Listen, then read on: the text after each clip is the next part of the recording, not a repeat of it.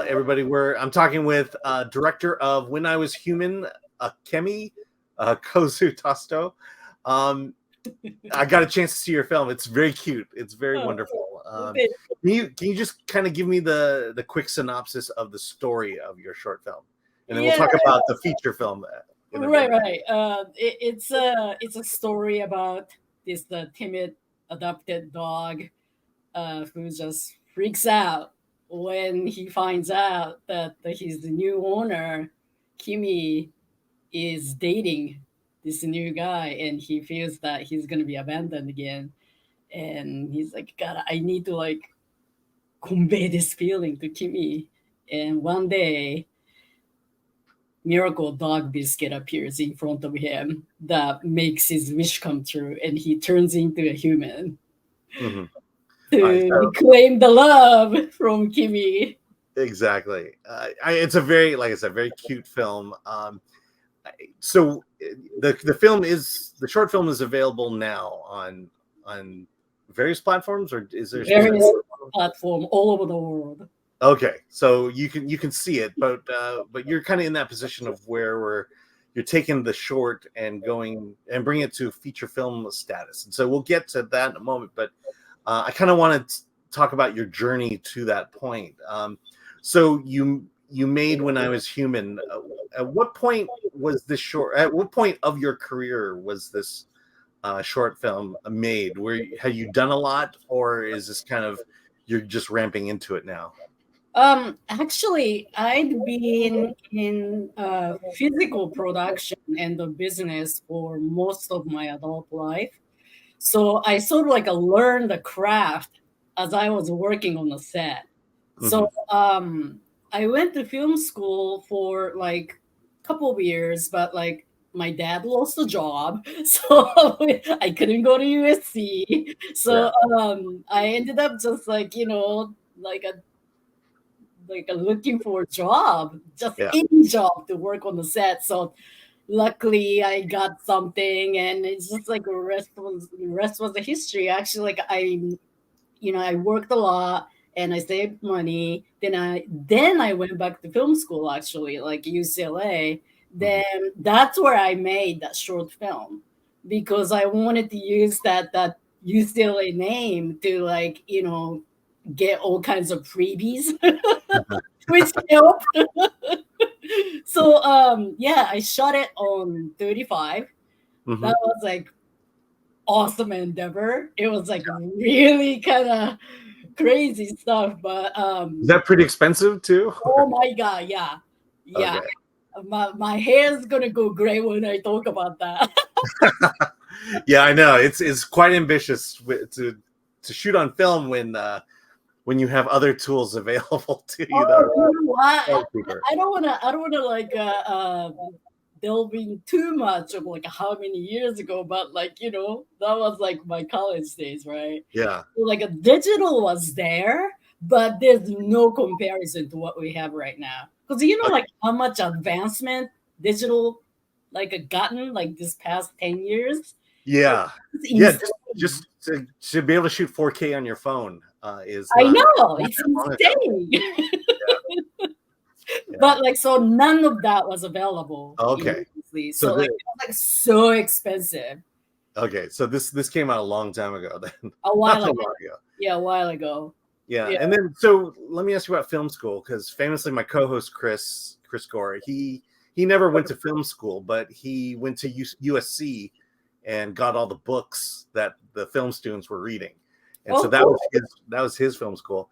And I think in talking to other people who've gone to film school, I think the most valuable resource they got out of it were the connections they made at school versus, I'm sure you learned a lot of great things, but it's really the people you met that is the most valuable thing, to come out of film school, basically. Yeah, I agree. Yeah. That's like probably like my regret for rest of my, well, I don't want to regret, so I shouldn't say that, but like, I wish I could have gone to like USC or like, any 4-year like college, because when I went to UCLA, that was like just insane, like intensive course. So there was like a no, regular film school like atmosphere. We were like a thrusted into like sort of like a microcosmic of like Hollywood. It was sort of like a Project Greenlight in a way. It was like a 1 year extensive class, and that was like all about if you can hack it in Hollywood kind of thing. So like you have to raise the money, you had to like form the team, amongst like people you never knew, because like you had to like form the team in the class, and you had to raise the money. So like there was nothing given to us. Like we had to do everything from ground up, and all these professors were on the judge, like in a judge team, Yeah. and they score you. They're like a 50 teams. Like they all wanted to be a director. Nobody wanted to be a producer. It was terrible. But like I managed to, form a team, and yeah, I made it happen. Uh-huh. So now, I mean, the reason we're talking is so you made this film, you made When I Was Human back in film school. And now we're working to get it, to have it being made as a feature film. From that time when you produced the film and kind of showed it, did it go to the festival route, or did it just I really didn't take it to the festival because as you can see, it's like a family, film, and Sundance wouldn't take that, and the con wouldn't take that. I know like what they like. So yeah. I just immediately started to like sell it to the different route, and this is also networking too. So like it took me like a couple of years, but I met um, acquisition executive from Shorts International. They are official shorts distributor for Academy. So there's like really like a prestigious, like a feel attached to it, and like the executive really liked my film, so they picked it up, and it's worldwide like distribution, and I was like floored. How long ago was that when it first? That was 2010 or something 2010. like that. Something like that. Yeah. All right. So about 12, 13 years ago. Yeah. And so now, what was the journey like? Saying, okay, let's see if we can make a feature film out of this. Was there a kind of a desire from the beginning, or did you have to be convinced? Yeah. Who were you talking to? I've always wanted to, make a living being a filmmaker, but like, I had been more, behind the scene person, like a production manager, coordinator, sometimes producer, but I never got to direct for money. So like always wanted to make a feature film because that's the meal ticket, like if it sells. But like that's like the first step.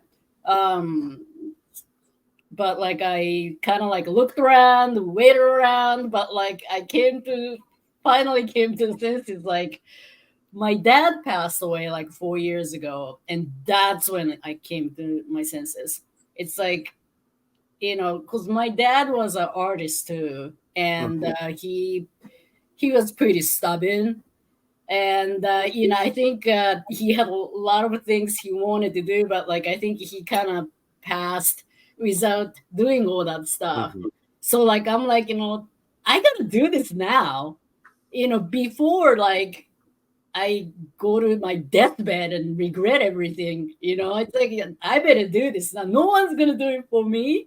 No one. I'm not gonna win like a lottery tomorrow. I gotta start doing this like right now. That was like soon after my dad's funeral. So that was like 2019, I think. Yeah. So Okay, so it's kind of that itch that's got to be scratched then. Yeah. So where I guess who did you go to? Who did you talk to, and what was the thing that got the ball rolling in your mind to say, all right, we're gonna do this, and we're seriously gonna do it now? That's an interesting question. I don't know. It's like well, I mean, I think we all dream of making a film, but now right. the nose to the grindstone, we're doing it. You know what? I think the moment I'm like, I'm gonna do this was when I found out about Regulation CF. I don't know if you are familiar No, with it, but it's basically equity crowdfunding. It had been it wasn't legal until like 2017, I think. Kickstarter and other crowdfunding was available, but like it was never like a stock market style, kind of like a buying a stake in the film or like the company. That's what equity crowdfunding is. So when I heard that, because like I knew about crowdfunding, but like I'm like, there's no way in hell I could raise like $500,000. I mean, some people have done it, but it takes forever. It's like a $10 here, $5 there. It's like I didn't have a patience for that. And you got to do the levels like producers. Exactly. So you got to come up with the Blu-ray, the DVDs, the posters, and so you're using WeFunder, right? Yes. Okay, and so just for clarity, so with like Kickstarter and Indiegogo, people are basically, the way I describe it is donating you money, and in return, when the project's completed, you offer certain tiers and levels depending on how much they donate. In this one, though, with WeFunder, they're actually buying a stake in the film, I mean, is it right to say percentage, or is it? Yeah, I mean, there are a variety of like way to do it, but my film offers what is called revenue participation. So, like when a film makes net profit, like we split the percentage. Like it depends on like how much you invested in the film. Like comparing to how much we are offering. Right. It gets a bit mathematical, but yeah. But there's a financial return if the movie succeeds and makes money. Exactly. Yeah. All right. So let's get down to bare bones there. Was it difficult to? Is this something simple to just set up and do, or is there a long drawn out process or a learning curve that you have to go through? Is this your first one? Yes. Thank you for that question. Because I mean, I hate math. Right? I never paid attention to my finance. Never. Until like it became really real. It's my business. I had to pay attention to money. Then like when I found out about WeFunder, it was like serious stuff. I mean, luckily or unluckily, COVID hit. Like when I decided to do WeFunder, like right when I was about to learn more about it, COVID hit. So I'm like, great, I almost I could have just totally be bummed out and like given up on it. But like I turned the table around and said, like, damn it, I'm gonna, make this time very valuable. I'll learn, all about WeFunder, all about Regulation CF. So like I kind of went to business school per se, like, on my own on internet. I mean, you could find everything on internet without paying, but it was like a lot to learn. A lot to learn because it's securities. SEC is involved, and if you trip the wire, you'll be in jail. You got to learn like what you're doing. And there are like a lot of people like who just like go through without any particular maybe studying like I did, but like I wanted to make sure that like all of us are covered, you know. It's not like the producers where you can sell 5,000% of your movie. I was like everything, executive producer, financier. It was like insane. Yeah. It still is. Yeah, and I'm sure COVID was great in the sense that you could actually now sit down and learn this whole thing. Yeah, that was blessing in disguise. Actually, it was like as hard as it was. You know, I lost like couple like a good people, you know, in my network and filmmaker community. But yeah, there was silver lining to it. Mm-hmm. Yeah. Yeah. So now you have a cast attached, including Danny Trejo and Rebecca De Mornay and a few others. Now I assume you kind of have to lock those into kind of. I mean, let's be real. It's to help promote the at least the initial investment to say that this is a serious project. Mm-hmm. Yeah. So I guess the question I'm kind of going is, as not a big fan of the strike, but it sounds like that this is a good opportunity for a lot of indie filmmakers to kind of reach out to SAG actors, and because they're allowed to do indie films, they're also allowed to do micro budget films. Now, I'm pretty sure you got all this in line before the strike, but did you find that you were able to take advantage of just these SAG rules that allow them to work on indie projects like this? You know what? It's sort of like double-edged sword right now. Yes, we are indie film, but we are hiring SAG actors. So here's like what's happening. Like we we have like great clips shot by one of our actors. It's great for PR, right? But because of the SAG strike, we can't use it. Oh. So that's it's a great opportunity as sort of like a catchphrase. It's like this is a time to make independent film. But I think the truth of the matter is that operation wise, we still have to respect the strike, and that actors are respecting the strike. So like we can't do anything until the strike is done. Yeah. So maybe it's a good opportunity for us to raise funds because we can't work on the set anyway. Yeah. But and of course, like when our project gets greenlighted, we can probably like make a precedence of no, I shouldn't talk about the payment, but yeah, you know what I mean? Yeah. Like there are things that we can definitely utilize out of this situation, but for now, strike is affecting us too as an independent filmmaker. It's kind of rough. Yeah. Okay. So I think the word like Justine Bateman and Mark Ruffalo, they talked about how you can get SAG waivers and like that. For indie films, and I don't know, it's kind of like you just get the sense that when this is all over, that it may fundamentally change the way movies are made nowadays.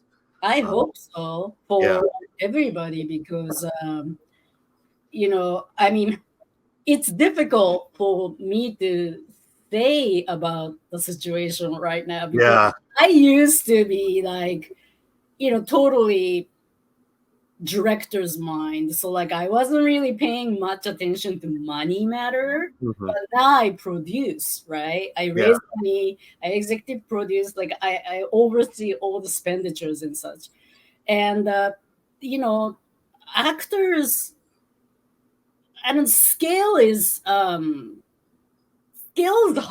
for like independent filmmakers because like we have like such a limited fund, but like there's a scale that we have to adhere, and like we have to pay certain amount to like actor, and that's a lot of money for us right now. It's nothing, really for like living expense that we have to spend in Los Angeles, but it's hard, and I wonder because I can see both sides now, studio side and actor side.